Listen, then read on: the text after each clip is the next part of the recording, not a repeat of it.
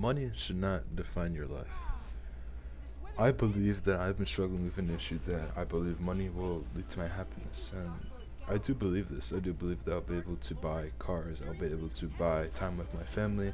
I'm able to have enough money and able to support them, being able to possibly buy a home for us in a very nice neighborhood. And I've seen, many millionaires, billionaires. They also struggle every day because for some reason they want more money. And at this point, I'm starting to think that if I ever get to that kind of level where I work that hard, how am I going to be? I'm going to be miserable like those people who have more money than my family will ever see in the next possibly 5 generations. And I started to realize that, what? Money shouldn't define your life. Money is a tool for you to get somewhere. And like I said, whether it's to buy a house, go on vacation, or get time off work. And I genuinely believe that you or me, anybody alive will never have enough money to satisfy their own desires. And I do believe one of the core components as to why I won't be able to feel full and satisfied is that social media. Social media, everyone posts their best parts of their lives, their highlights, and no one posts their failures. No one posts, them sucking at cooking, or them sucking at driving, or getting into an accident, because that isn't what social media is for. Social media is for everyone to show their best part of themselves on the internet, and that's how people make impressions on people, especially on the internet and what they post online.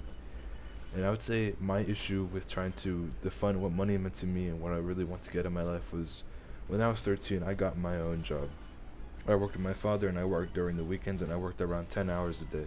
And I was 13, so like maybe last year of middle school, second year of middle school. And I worked because I wanted to get a computer. And I worked there for a year and a half. It was a very grueling work. I wasn't paid the amount of money that I believe I should have been paid. I was paid $7.25. Then again, it was my first job and I was only 13. So honestly, I'll be grateful that I'm able to get a job when I was that young. Um, and I was able to buy the computer, and then after that, I continued working to buy some games, and then I quit that job.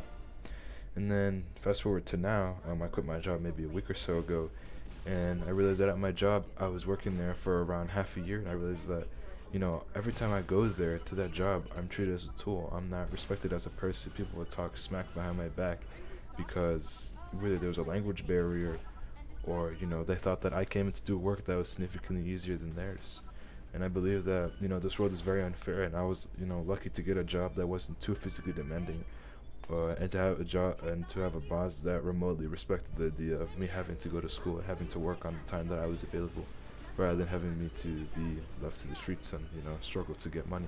And I do appreciate all the sacrifices my boss made, but I also realized that at this job, I got there and I worked and I left. I wasn't able to really make connections at that work. Then again, I also went to work just to get money, because I believe at the time that if I can get money, I don't have to work with the people who talk back. I can work with genuine, nice people. I want to be able to get there in the upper echelon. Get my career from my bachelor's degree that I'll hopefully be getting in a couple years, and hopefully my life will take for a better turn if I continue to put up with the nonsense that I'm having to put up now. And I genuinely don't know if this will allow me to get to the place where I want to be, which is possibly become a millionaire once I'm older.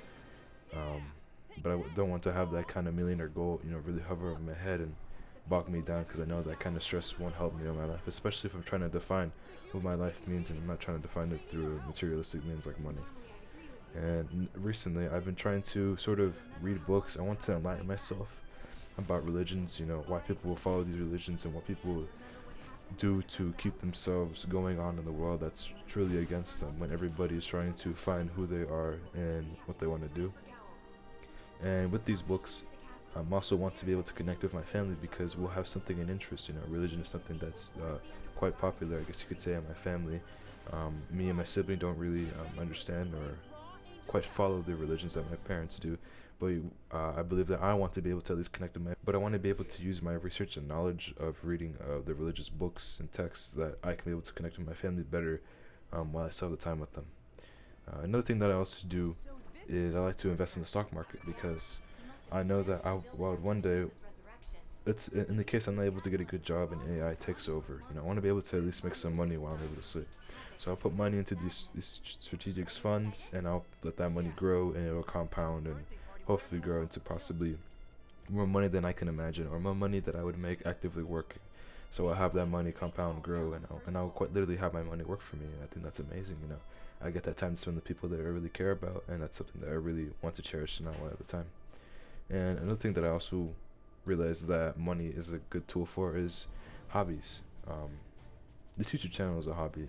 I have a desire to help people with this opportunity that I have to post online, and I want people to understand that they're stuck in their own echo chambers, these materialistic echo chambers. They're trapped in. They only see money as their only way out, and at the end of the day, they will never have enough money to satisfy themselves or other people, because they'll live every day knowing that I could make more money. This person who is a couple years younger than me, 17, has made this amount of money by trading stocks and gambling, basically. And look at me, I'm working a regular job, and I have something to show for it, but nothing like these supercars, hypercars, these like Lamborghini Supras, or nothing like that. And I think it's better that we all sort of come to terms that we are working at our own pace, and that whatever we're doing now, as long as we're trying our hardest, that our desires will come to fruition. And I think it's better for us to let go our short-term desires, such as the clubbing and those kind of things that are very destructive to our body. Try to focus on those relationships, so the relationships with our parents, partners, or friends, because those things will last you lifetimes. And at the end of the day, when you are sick and you are on your deathbed, you'd want to have people who you truly love and care about alongside you while you pass.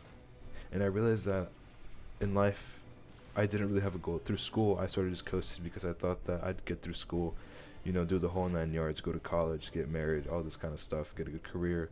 But I realized that that's something that I don't want. I want to be able to really explore myself and explore this world too. And my goal is genuinely to become better than the person that I was yesterday. I want to learn more about religious texts. I want to be more friendly with the people that I love. I want to have more connections. I want to have a stronger bond with them. And I realized that through YouTube, I've had a couple people who've, commented things such as, negative things such as my voice or maybe the topics that I talk about.